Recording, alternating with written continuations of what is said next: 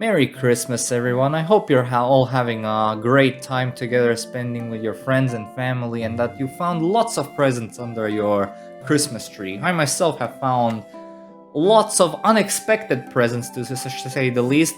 Probably the most unexpected of them all were a pair of new headphones, and as you could have heard from some of my previous videos, I got my presents a little bit early. Shut up. I got a new mic, a Blue Yeti Nano. I finally have a decent mic, a proper pro mic after almost 7 years of running this channel. It's really a pill to swallow. But anyway, this isn't just a rant about me. We're finally closing up 2022 with another Yu-Gi-Oh themed video. This time talking about the time when lots of kids had their wishes granted by having their fan-made cards turned into actual proper official game cards throughout the fan art contests that Yu-Gi-Oh has held throughout the years. And yes, some of these are unique in their own way, so we will be ranking them all in an archetype analysis styled video, even though this does not technically count as an archetype analysis because all of these cards, well, most of these cards have already been reviewed in their proper archetype analysis, which I've recorded in the past, and so we will be skipping those cards which fall under that category.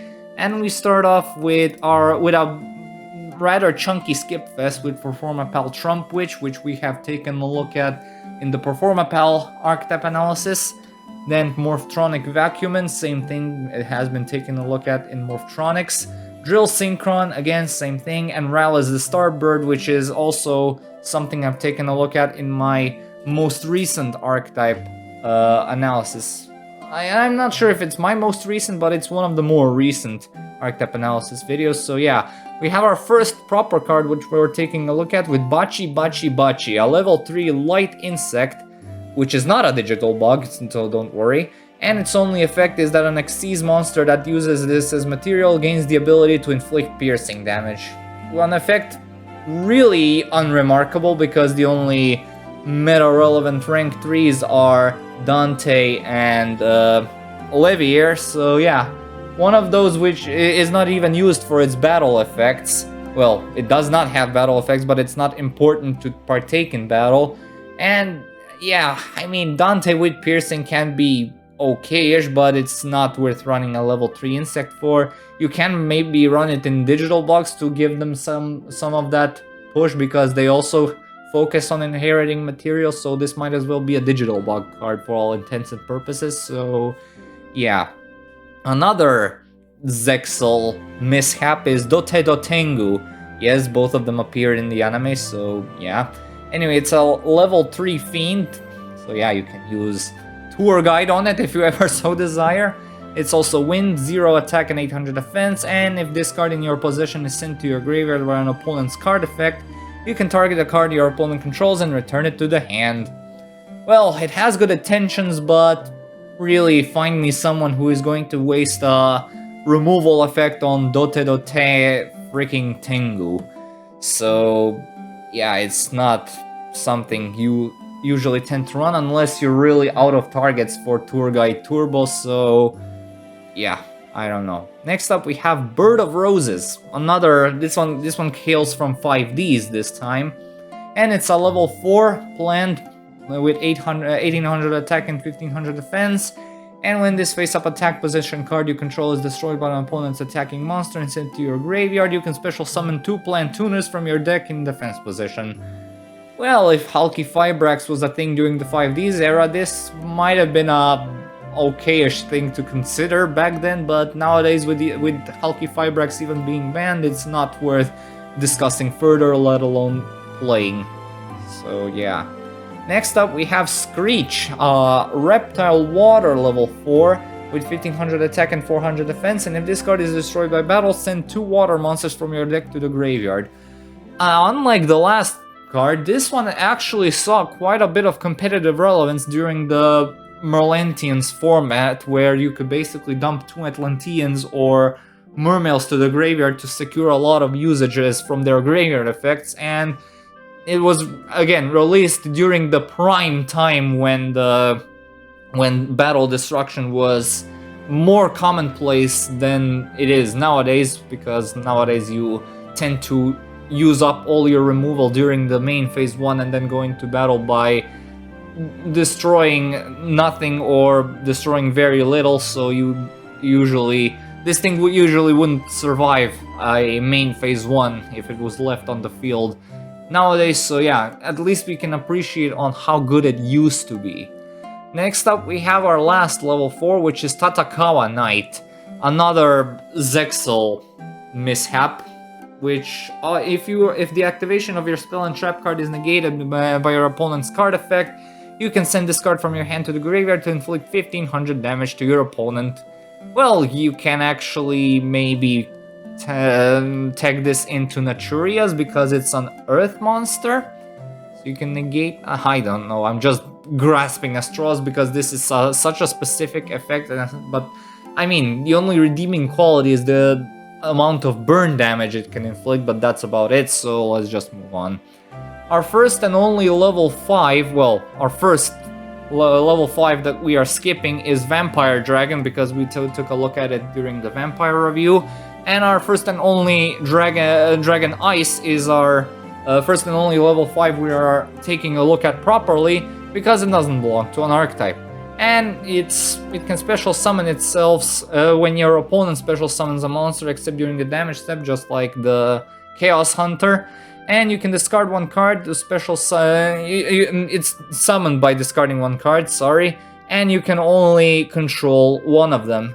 So yeah, it has the exact same special summoning condition as Chaos Hunter and nothing else of significance. While Chaos Hunter had a decently formidable floodgate effect, this one only has a negative effect where you can only control one of them, and it provides no additional benefits, but it has the benefit of having relatively cool artwork, which was probably the only intention behind it. So anyway, now we move on to our first and only level 6 Tongue Twister with 400 attack and 300 defense. Very pathetic for a level 6 monster, I gotta agree. And if this card that was tribute summoned is set from the field to the graveyard, draw 2 cards and banish this card. If it didn't have that restriction that it didn't need to be tribute summoned, this card would see much more competitive play than it does right now, because it's a relatively high level Fiend monster with low stats, which can be cheated out of the deck easily and be used as link material or something. But the fact that it needs to be tribute summoned in order to get this thing off is really the main thing that grinds this thing to a halt when it comes to the game's speed, and basically prevents this thing from seeing any form of competitive play whatsoever. Really a shame for that restriction, but yeah, it's really what hinders this card the most. Anyway, that is it for the main deck monsters. Well, we're closing main deck monsters with a very special card, that being Tyler the Great Warrior. I'm pretty sure you all know what this card is and how it came to be, but for all of you who don't, it's a level 8 with 3000 attack and 1500 defense. It cannot be special summoned, and it has the Flame Wingman effect, which is completely unremarkable, but it's completely understandable that this card is the way it is, because this is actually a card, the one and only card in its existence, which was made through a Make-A-Wish Foundation for a boy named Tyler who was suffering from a rare form of liver cancer, if I remember this correctly. So it's made for him in order to, according to his wishes, because he was as you can see, this artwork really resembles the future Trunks from the Dragon Ball Z series, so they made this card in order to replicate some of Tyler's favorite stuff, that being Dragon Ball, and of course, I'm assuming he was a fan of Elemental Heroes, judging by the fact that this thing has the Flame Wingman effect. And yeah, he has the one and only copy in existence, and this card is technically legal to use in tournaments since it doesn't have the text of this card cannot be used in a duel. So if Tyler ever partakes in a tournament, yeah, he's still alive, he survived, thank God. and he can technically use this card in a tournament, so I wonder if that's ever going to happen, so we'll just have to wait and see. Next up we have Drill Warrior, which we're skipping for the same reason we skipped Drill Synchron, and now we move on to our last two Synchro monsters, the first one being Splendid Rose. Level 6, our only level 6 which we're taking a look at properly, which is completely generic, has 2200 attack and 2000 defense, and once per turn you can banish a plant type monster from your graveyard and target one face-up monster your opponent controls, and that target's attack gets halved until the end of the turn. And during the battle phase, if this card's attacked, you can banish one plant type monster from your graveyard to halve this card's attack and until the end of the turn, and this card can make a second attack during the battle phase.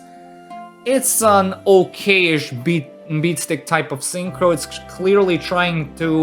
clearly a prototype version of Blade Armor Ninja, which would come out later in the Zexal era, which is a straight improvement over what this thing is supposed to be.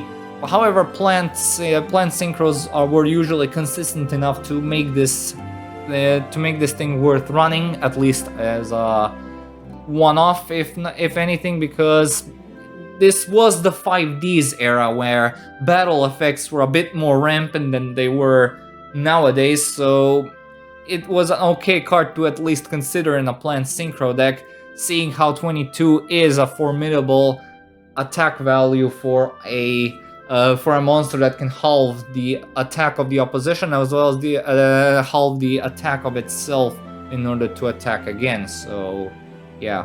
Anyway, we have another battle-oriented synchro which we are closing this video off on, that being Chaos King Archfiend, which is a level 7 with 2600 attack and defense, requires a Fiend tuner, 1/1 on tuner Fiend monsters, and when it declares an attack, it switches the current attack and defense of all face-up monsters your opponent controls until the end of the battle phase.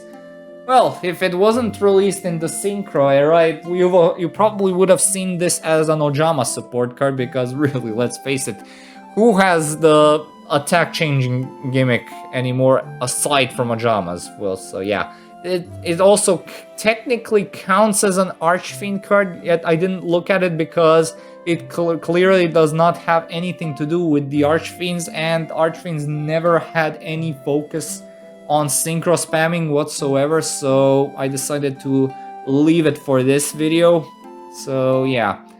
And that pretty much does it for the fan-made cards. Surprisingly, no spell and traps were made as fan-made cards, but I'm assuming that's for the better, because some of the effects that these little rascals could have given these spell and traps could have been so absurdly powerful that they could have broke the meta into millions of pieces if they went ahead and did it. So yeah, as you can see, some of them were decent, some of them not so much, but the main point of these cards is that these kids have actually gotten their wishes granted, and I imagine at that age is like pretty exhilarating to see that your card has actually been made into an official part of the game, which, yeah, like I said, it's a pretty exhilarating feeling. I always wanted to participate in one myself when I was a bit younger, let's say like 10, 11, maybe 12 years old, but I think Yugioh has stopped at it stopped during the Arc 5 era, because the last one we made was Performapal Trump, which, funnily enough, Performapal Trump, which also had a pretty different effect from what it has right now, as it had an effect that we would later see in Odd Eyes Venom Dragons. It had an effect similar to that card with the pendulum effect of Odd Eyes Venom Dragon. So yeah, it's pretty insane to see how it had a completely different effect, and it was changed into something much more simpler and more generically applicable than what Venom Dragon offered. So yeah. That is pretty much it for the last video of 2022. I hope you all have I hope you all have a very good Christmas, very good holidays, all the best wishes for 2023, and yeah, I will see you all in 2023, most probably with the Valentine special video. That's the only thing I know for sure that I am recording the earliest if I don't record anything else prior to that. So we'll just have to wait and see what my first video of 2023 will look like. So until then, thank you all so much for watching. Stay tuned for more Red Octos and updates. Comment, like, and subscribe. Be sure to check out my Patreon when you got the time. Maybe drop a few donations if you feel like it. And as usual, I really am done for this year, aren't I? And as usual, I'll upload the next vid whenever I can. So see you all and have a good day. Peace.